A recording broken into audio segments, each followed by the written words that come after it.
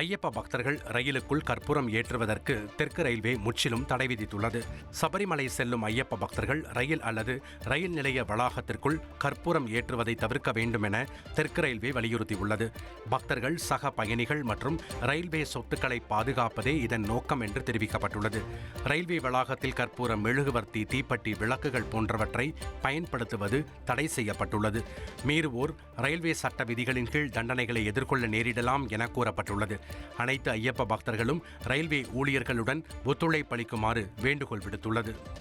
மதுரை மாநகரில் டிட்வா புயலின் காரணமாக கொட்டி தீர்த்த கனமழையால் சாலைகளில் வெள்ள நீர் தேங்கியது. இதனால் வாகன ஓட்டிகள் மற்றும் பாதசாரிகள் கடும் அவதிக்கு உள்ளாகினர். மேலும் மக்களின் இயல்பு வாழ்க்கையும் பாதிக்கப்பட்டது.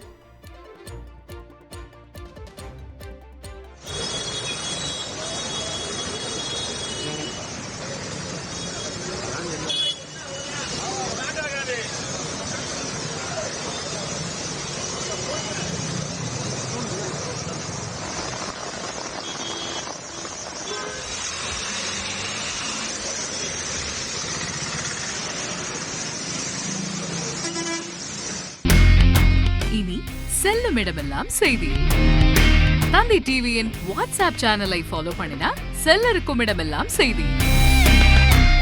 இதோ QR கோட் இப்பவே ஸ்கேன் பண்ணுங்க, ஃபாலோ பண்ணுங்க.